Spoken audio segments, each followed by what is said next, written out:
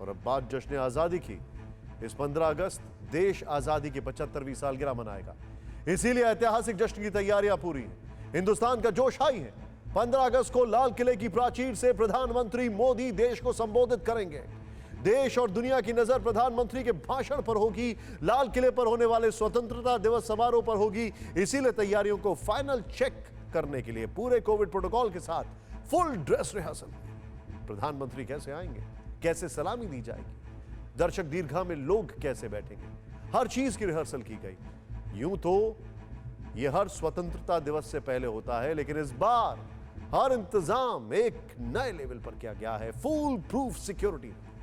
बिना इजाजत लाल किले और आसपास परिंदा भी पर नहीं मार सकता, क्योंकि इस जश्न में नापाक साजिशों का जहर घोलने की तैयारी है। पूरा देश आजादी की 75वीं सालगिरह मना रहा है, इसलिए जश्न भी भव्य हो रहा है।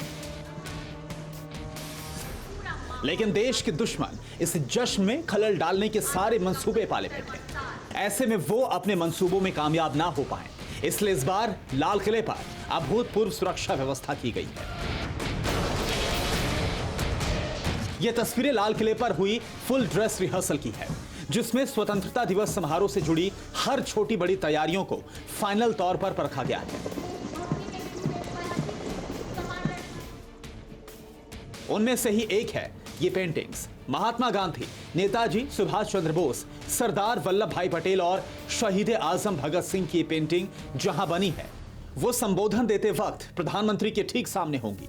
लेकिन क्या आप जानते हैं कि ये पेंटिंग्स किस चीज पर बनाई गई है? ये है विशालकाय कंटेनर, जिन्हें पहली बार लाल किले पर लगाया गया है। ये कंटेनर लाल किले की नई सुरक्षा दीवार है, क्योंकि इस बार खतरा भी बढ़ा है। दिल्ली पुलिस के सूत्रों के मुताबिक खालिस्तान समर्थक पुलिस की वर्दी में किसी बड़ी साजिश को अंजाम दे सकते हैं, लाल किले में घुस सकते हैं। खालिस्तानी आतंकी संगठन किसानों को बरगलाकर फिर उपद्रव की साजिश रच रहे हैं। इस तरीके से पिछली बार हुआ था 26 जनवरी के मौके पर। इस बार क्या कोई विशेष इंतजाम उस चीज को मद्देनजर रखते हुए आप लोगों ने किया? देखिए, व्यापक पुलिस बंदोबस्त है, उचित व्यवस्था की गई है और ये बंदोबस्त तमाम चुनौतियां और तमाम इनपुट्स को मद्देनजर इसको किया गया है। सूत्रों के मुताबिक लश्कर के 6 आतंकी घुसपैठ के लिए तैयार बैठे हैं। जैश ए मोहम्मद भी दिल्ली में आईडी ब्लास्ट की साजिश को रच रहा है। आतंकी संगठन दिल्ली को ड्रोन से टारगेट करने की नापाक कोशिश में भी लगे हैं। इन तमाम खतरों को देखते हुए लाल किले की सुरक्षा को अभेद बना दिया गया है। जमीन से लेकर आसमान तक पुख्ता इंतजाम किए गए हैं। 7 लेयर सिक्योरिटी है।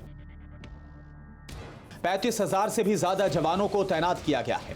गेट नंबर 1 को बड़े बड़े कंटेनर से ब्लॉक कर दिया गया है। लाल किले के अंदर 4 एंटी ड्रोन सिस्टम लगा दिए गए हैं। लाल किले के आसपास करीब 2 दर्जन पॉइंट्स पर एनएसजी टीम और चांदनी चौक के करीब 300 रूफटॉप पर स्नाइपर्स को तैनात किया गया है। आसपास 5 किलोमीटर के दायरे में चप्पे चप्पे पर सीसीटीवी से पैनी नजर रखी जा रही है।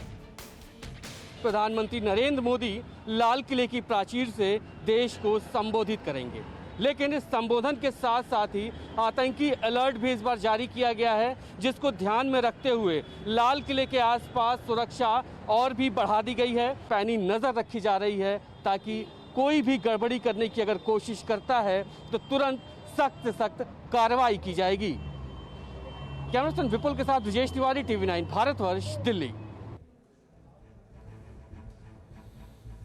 कुल मिलाकर तैयारी पूरी है।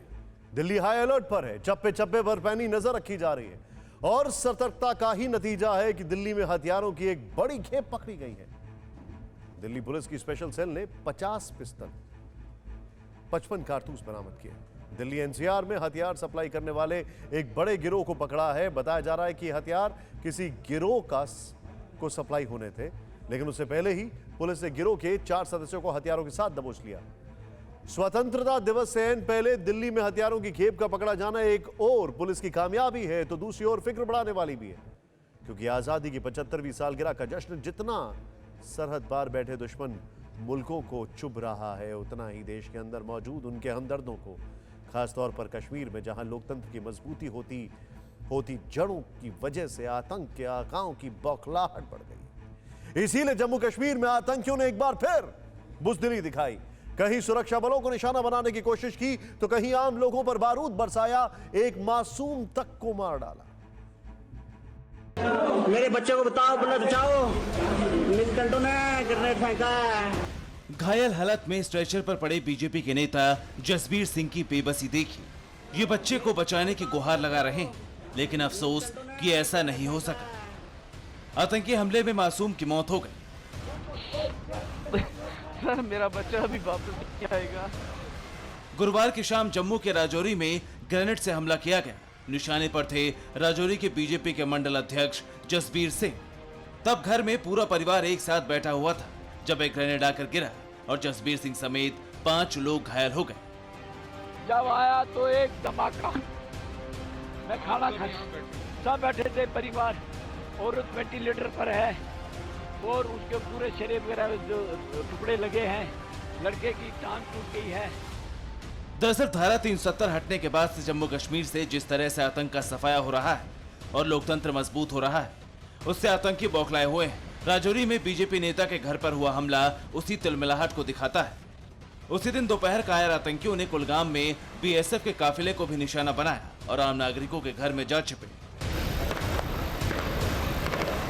लेकिन इसके बाद आतंकियों से भीषण मुठभेड़ शुरू हुई, जो रात भर चली और इस एनकाउंटर में सुरक्षा बलों ने एक आतंकी को ढेर कर दिया, जो पाकिस्तान का नागरिक निकला है। मारे गए पाकिस्तानी आतंकी का नाम उस्मान था, जो लश्कर तैयबा से जुड़ा था। सुरक्षा बलों को इस आतंकी की 6 महीने से तलाश थी। 15 अगस्त 26 जनवरी के पहले इनपुट जनरल रहता है और हम लोग पुलिस सिक्योरिटी फोर्स अलर्ट थी। जब बीएसएफ की कन्वॉय आ रही थी, एक बड़ा सा जो बिल्डिंग है वहां से 2 टेररिस्ट अंधाधुंध फायरिंग शुरू किया।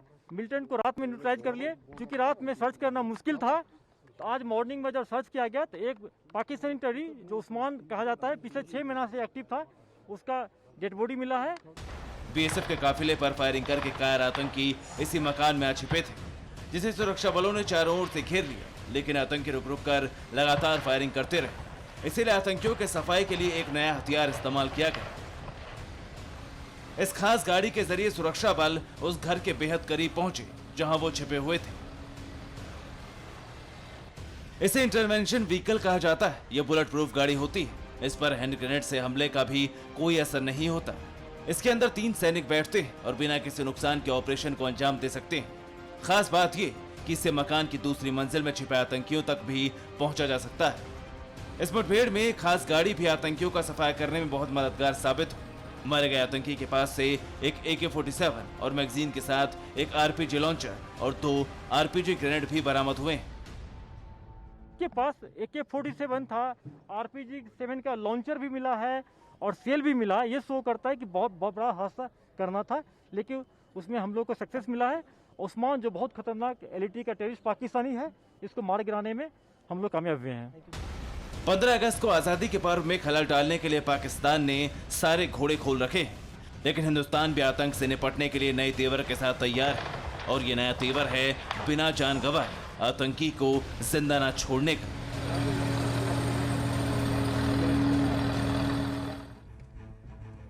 फिक्र आपकी, सोमवार से शुक्रवार रात 9 बजे सिर्फ TV9 भारतवर्ष पर।